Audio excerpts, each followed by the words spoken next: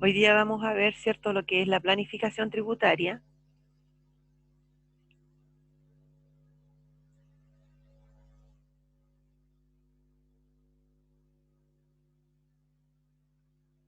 La planificación tributaria, también conocida como ingeniería tributaria o economía de opción, es una disciplina que trata de satisfacer las necesidades de las empresas públicas y privadas que buscan disminuir la carga impositiva total, eso significa ciertos impuestos de los dueños y de las empresas juntos, y buscan disminuir esta carga impositiva para incrementar la utilidad después de haber pagado los impuestos.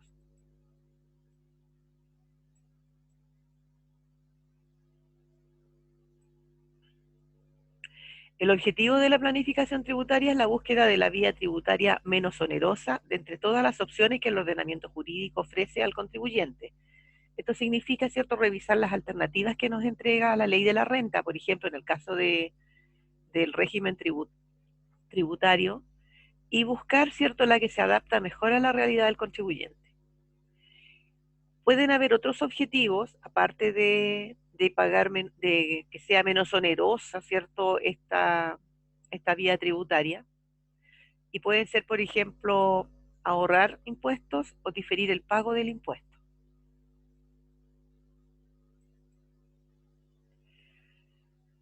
De lo anterior se puede deducir en el concepto que se entiende por planificación tributaria, que es un proceso de acciones lícitas del contribuyente que tiene como objeto invertir los recursos eficientemente y con la menor carga impositiva posible, siempre dentro del marco legal que le corresponda. Esto tiene mucho sentido en este minuto, que los contribuyentes deben optar de aquí a julio, porque había que optar hasta abril, pero finalmente les dieron más plazo. Deben optar por qué régimen tributario van a continuar o se van a acoger con la nueva reforma que salió en febrero de este año. Por lo tanto, el 14A y B que nosotros estuvimos estudiando, ya este año no se va a aplicar, ¿cierto? Ustedes tienen que conocerlo porque cuando se audita hacia atrás, se mantienen esos regímenes los que estaban en el momento. Ahora hay que empezar, ¿cierto?, a ver cuáles son los que nos ofrece ahora la nueva reforma, la ley 21.210. Y por lo tanto debemos, dentro de esta normativa, siempre dentro del marco legal, buscar un régimen tributario que sea el más adecuado. El origen jurídico de la planificación tributaria se encuentra en la norma jurídica a través de exenciones, incentivos, franquicias, regímenes impositivos especiales, entre otros. Eso significa que la gente, para poder planificar tributariamente, debe considerar todas esas cosas, las exenciones, las franquicias, etcétera. Cuando se planifica tributariamente, los elementos que se consideran son el sujeto, los dueños, el objeto, el negocio real, la finalidad. ¿Cuál es la finalidad? Minimizar la carga impositiva total. El proceso, actos contenidos y ordenados según un procedimiento de planificación tributaria. Luego el procedimiento, que es un conjunto de reglas que regulan este proceso, y las herramientas que se van a utilizar. Entre las herramientas que se pueden utilizar en la planificación tributaria tenemos instrumentos de análisis, métodos y modelos que entrega el derecho, la economía, las finanzas, la administración, la ingeniería económica y la financiera, entre otras. Esto nos da una leve idea de que cuando se planifica tributariamente en una empresa, no solo participa el contador auditor, sino que la persona que es experta en finanzas, en economía, en administración, de repente los abogados y muchas veces los abogados también. O sea, cuando se planifica, trabaja un equipo en esto. La planificación tributaria se fundamenta en la autonomía de la voluntad, o sea, no es una obligación, es que las personas son libres de decidir si quieren hacer o no una planificación tributaria, ¿ya? Las partes de un acto o negocio jurídico son libres para hacer todo lo que no esté prohibido por el ordenamiento jurídico. Y esto está limitado solo por las medidas antielusión. ¿Cuáles son los principios que hay que considerar en una planificación tributaria? Tenemos la necesariedad. Debe existir una real necesidad del contribuyente. Es el contribuyente el que la exige y la necesita y la pide. Legalidad. Debe ajustarse a la ley. Ese es otro principio que no puede faltar en una planificación tributaria. Oportunidad. La oportunidad ideal para una planificación tributaria ojalá es antes de hacer el negocio o la inversión. Eso no significa que no pueda hacerse después de estar hecha la inversión o de estar en actividades, ¿ya? Por ejemplo, este año, como hay cambio de régimen obligatoriamente hasta el 31 de julio, las empresas tienen que evaluar, ¿cierto?, a qué sistema tributario van a acogerse. Pero lo ideal es hacer esto antes de que parte el negocio. La globalidad, cuando se hace una planificación tributaria, considera todos los impuestos, los de la empresa y los de los dueños. También la utilidad. ¿Será útil y conveniente para el contribuyente hacer esta planificación tributaria? Es un principio que deben revisar también. Y también un principio de realidad, que el negocio sea real. La materialidad. La materialidad es, en el fondo, que los beneficios de hacer esta planificación tributaria excedan a los costos en más de uno. Singularidad. No hay modelos, es sui generis. Seguridad. Se ajusta a la ley, no será considerada elusión y menos evasión por la administración tributaria. Integridad. Considera a la empresa y a los dueños. Temporalidad. Considera el tiempo que dura el negocio. Interdisciplinariedad. Está relacionado con la actividad empresarial. O sea, aquí participa todo lo que sea necesario para que esta actividad empresarial funcione bien. Y cuando habla de interdisciplinariedad, habla de diferentes profesionales que participan en esta planificación tributaria. En el ámbito temporal, debemos considerar si es de corto plazo, y en ese caso se van a ver las tácticas de planificación tributaria más adecuadas, y si es de largo plazo, se van a ver las estrategias que se necesitan, ¿cierto?, para esta planificación tributaria. En el ámbito espacial, lo que vamos a considerar es que si esta planificación tributaria que se está haciendo va a ser de carácter nacional o de carácter internacional. ¿Qué etapa debe tener esta planificación tributaria? Bueno, la planificación tributaria, chiquillos, es un proceso, como decía antes, ¿cierto? Y por lo tanto este proceso tiene diferentes etapas. Es un trabajo formal y ordenado, donde primero se requiere recopilar todos los antecedentes de la empresa, ordenarlos y clasificar los datos, hacer un análisis de estos datos, diseñar los posibles planes, evaluar los planes alternativos, comparar estos planes. Si ustedes se fijan, entonces parece mucho cuando ustedes hacen un trabajo de tesis, ¿cierto? Recopilar antecedentes, ordenar y clasificar datos, analizar los datos para ver cuáles les sirven y cuáles no. Y bueno, ya después, ¿cierto? Tenemos específico en este caso de la planificación tributaria, diseñar posibles planes, evaluarlos, compararlos, estimar luego las probabilidades de éxito de cada plan, elegir el mejor plan, luego comprobar este plan elegido que sea el correcto, ¿cierto? Se hace una simulación, puede hacerse una simulación o con los mismos datos de la empresa, ir probando cuál es el plan más alternativo, más correcto de los diferentes planes que pueden ofrecer, y luego proponen al solicitante el mejor plan. Al solicitante es al contribuyente, que pide la planificación tributaria. Luego la supervisión y puesta al día de este plan elegido. Ahí teníamos, ¿cierto?, las etapas que tiene que tener un proceso de planificación tributaria. Lo mismo, ¿cierto?, acá hay una propuesta que la hace la Asociación Nacional de Fiscalizadores de Chile y que nos dice que primero hay que seguir un orden lógico en el desarrollo de las etapas, que hay que aplicar los principios de planificación tributaria, que no podemos dejarlos de lado, que hay que hacer un cuestionario lo más completo posible de las distintas etapas y los principios de la planificación tributaria, y que se debe analizar en cada caso en particular, considerando la legislación tributaria vigente.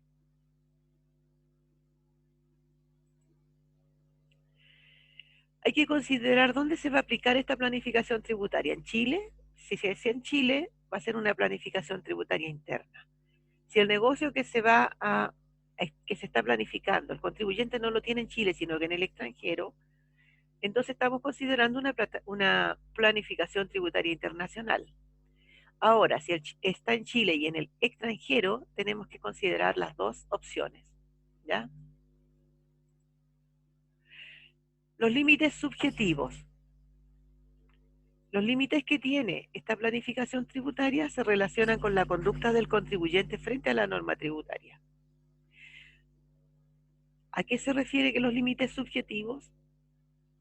Por ejemplo, a que no esté buscando una ilusión de impuestos, que no esté buscando una evasión de impuestos.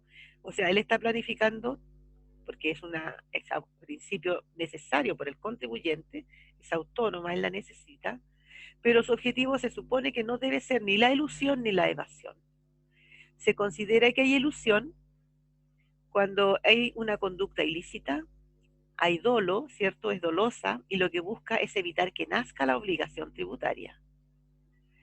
Se dice que es evasión cuando hay una conducta ilícita que lo que busca es evitar el pago de la obligación.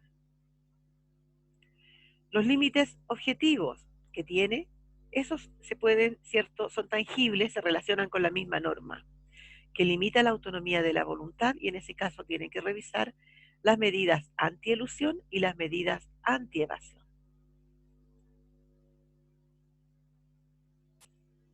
También hay que considerar, por ejemplo, en una planificación tributaria, cuál es la organización jurídica de la empresa, porque también puede haber una reorganización de la empresa. Puede que sea una empresa individual o unipersonal, puede ser una sociedad anónima, puede ser una sociedad en comandita por acciones, una sociedad colectiva, ¿cierto? O personal, una sociedad de responsabilidad limitada, una empresa individual de responsabilidad limitada, pueden ser sociedades de profesionales, pueden ser asociación o cuentas en participación, que es un contrato mercantil, pueden ser un establecimiento permanente, eso es fuera de Chile, puede ser comunidades y sociedades de hecho, puede ser joint venture.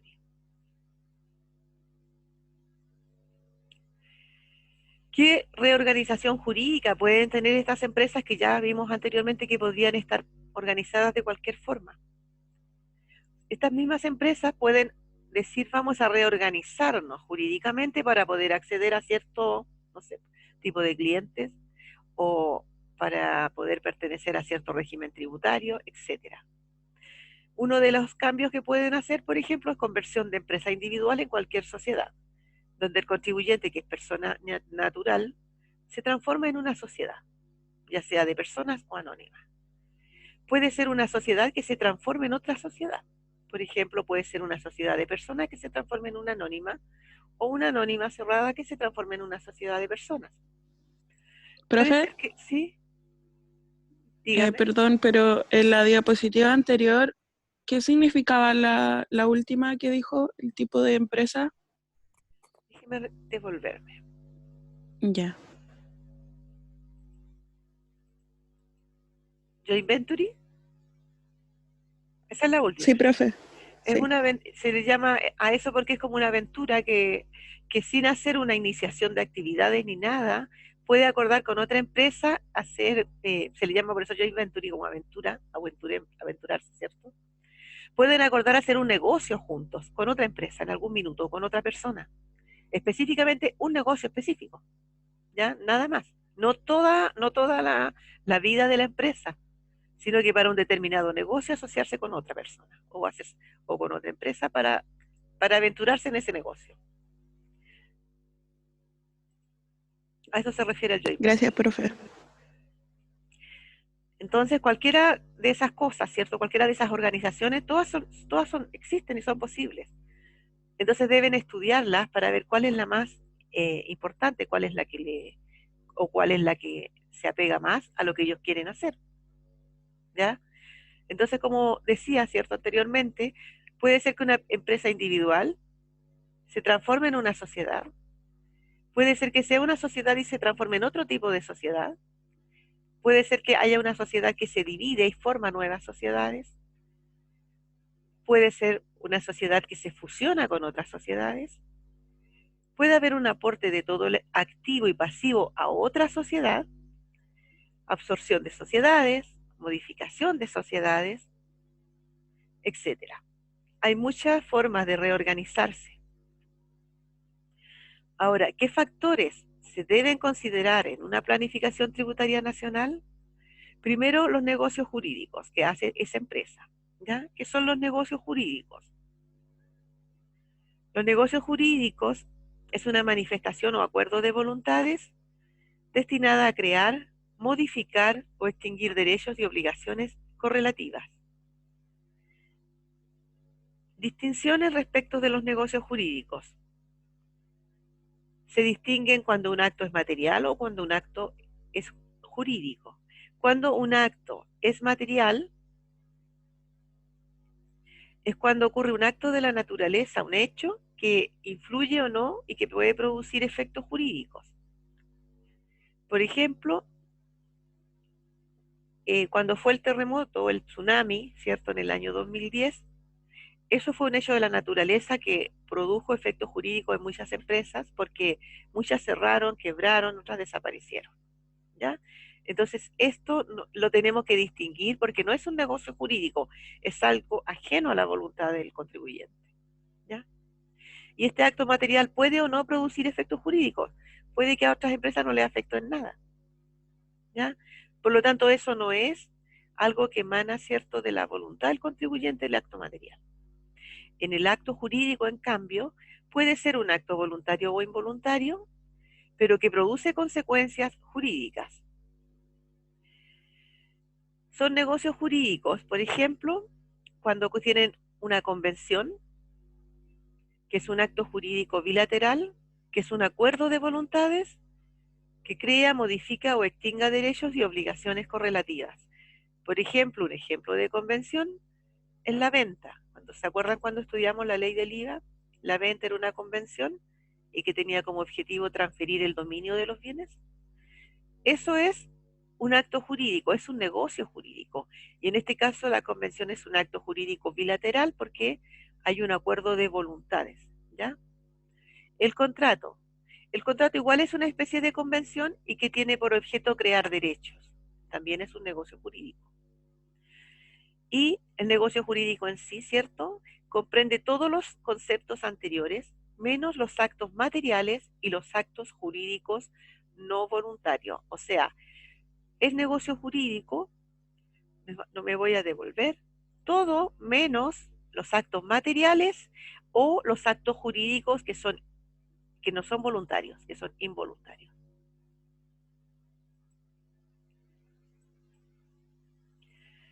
Factores a considerar. Seguimos en lo mismo, ¿cierto? ¿Qué factores consideramos? Los aspectos tributarios de los negocios jurídicos que se consideran en una planificación tributaria.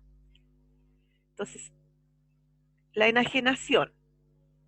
La enajenación, ¿cierto? También es un negocio jurídico, ¿cierto? Es hacer ajena una cosa comerciable, transferir a otra persona. Basta con el título de dominio y se considera desde la fecha del contrato. En la enajenación, hacer ajena una cosa, ¿se acuerdan? Venta también es lo mismo, cuando se transfiere el dominio, o sea, se ajena una cosa, ¿ya? Se transfiere. Ya no es la persona el dueño, sino que es otro. Ahora, en el caso de los bienes raíces, no basta con el título, también se requiere que tenga el título de dominio y el modo de adquirir. En el préstamo, cuando hay un préstamo de consumo o un mutuo, la norma jurídica dice que se debe probar la entrega de la cosa para hacerse valer ante las autoridades judiciales, administrativas y municipales. Y para que tenga mérito ejecutivo, debe pagarse el impuesto de timbre y estampillas.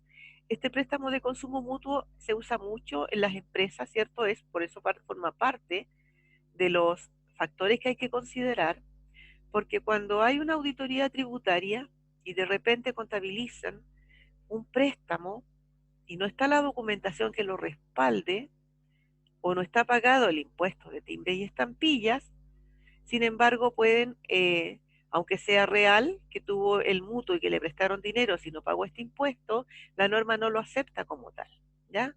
Por lo tanto, porque la normativa exige que cuando hay un préstamo de consumo o algún mutuo, debe pagarse el impuesto de timbre y estampilla. Entonces, en las empresas, cuando a veces le falta caja y pone a alguien caja o se consiguen, deben hacer un documento notarial, que es un mutuo, deben pagar el impuesto. De esa manera se aseguran, ¿cierto?, de que en una auditoría o en algún juicio legal no se lo invaliden, ¿ya? La compraventa también es un negocio jurídico, es un contrato donde una persona se obliga a dar una cosa y la otra a pagarla en dinero. Cuando se planifica, entonces deben considerar estas situaciones. Las promesas de compraventa, que es un contrato donde una parte se obliga a celebrar en el futuro el contrato prometido, asumiendo una parte la calidad de vendedor y la otra parte se obliga a celebrar el mismo contrato, pero asumiendo la calidad opuesta, o sea, comprador. Los requisitos es que primero esta promesa de compraventa debe constar por escrito. No sea de aquellos escritos que las leyes declaren ineficaces. ¿A qué me refiero con esto? Que, por ejemplo, no puede ser que la persona que esté celebrando esta promesa de compraventa sea un menor de edad, porque sería ineficaz, ¿ya? O que tenga una prohibición por algún problema de alguna enfermedad mental o alguna discapacidad que le impida celebrar contratos. Tercero, esta promesa de compraventa debe tener un plazo o condición que fije la época de celebración del contrato. Las promesas de venta y los impuestos. Cuando hay una promesa de venta, la ley de impuesto a la renta dice que los ingresos y los costos se van a incluir en los ingresos y costos del año en que se celebre el contrato de venta. O sea, la promesa de venta no se considera como ingreso y el costo que tiene tampoco hasta que no se celebre el contrato. El IVA se considera venta y se devenga el impuesto en el caso del IVA si es que se emite una factura. El arrendamiento. El arrendamiento también es un negocio jurídico, es un contrato entre partes donde se obligan recíprocamente una a conceder el goce de una cosa o a ejecutar una obra o a prestar un servicio y la otra a pagar por este goce, obra o servicio un precio determinado. Esto lo encontramos en el artículo 8 de la ley del IVA. El leasing financiero. El leasing financiero es una operación financiera donde a través de un contrato, una empresa de leasing adquiere un bien determinado a pedido del arrendatario para entregárselo a este en arrendamiento con opción de compra. ¿Quién se obliga a pagar una renta mensual durante la vigencia del contrato, pudiendo al final del mismo ejercer la opción de compra por un valor residual? Ustedes ya conocen lo que es el leasing financiero, pero por lo que significa en la empresa, el leasing financiero tiene influye mucho. Es una franquicia, también es una franquicia. Vean el artículo 33 bis de la ley del IVA, de la ley de la renta, ahí me equivoqué. En el caso del artículo 33 de la ley de la renta respecto a, al crédito por activo fijo que nos ofrece el leasing. En el IVA, el leasing lo que nos da, ¿cierto? Como en qué se afecta, es que las cuotas de leasing todas son afectas a IVA. El aporte. El aporte también es un acto jurídico en virtud del cual el aportante se obliga a transferir un determinado bien, corporal o incorporal, a cambio de los derechos sociales correspondiente o a la ampliación de capital de una sociedad. Se debe tener en cuenta quién aporta, a qué valor se aporta, a quién se aporta, cuándo se aporta, qué bienes se aportan y con qué fin se hace el aporte. El usufructo. El usufructo también es un derecho real, consiste en la facultad de gozar de una cosa con cargo de conservar su forma y sustancia y de restituirla a su dueño si la cosa no es fungible, o con cargo de devolver igual cantidad y calidad del mismo género o de pagar su valor si es que la cosa es fungible. El usufructo en el fondo, ¿cierto?, es hacer uso de algo como si fuera el dueño, pero no la puede vender porque no es realmente el dueño.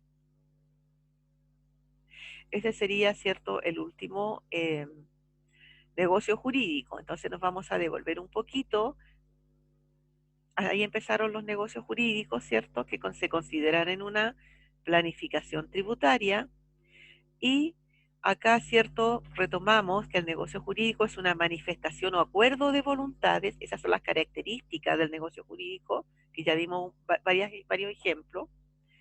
Y esta manifestación o acuerdo de voluntades lo que busca es crear, modificar o extinguir derechos y obligaciones, ¿ya? Es un acto voluntario porque el involuntario no se considera jurídico. Es un acto voluntario que produce consecuencias jurídicas y además este acto voluntario, volvemos a decir, es una convención porque hay un acuerdo de voluntades y hay un contrato para crear derechos. Por lo tanto, el negocio jurídico va a comprender los conceptos anteriores, excepto los de los actos materiales y los actos jurídicos no voluntarios. Y los ejemplos de negocios jurídicos en los que vimos recién. Voy a dejar de grabar entonces para que veamos las dudas.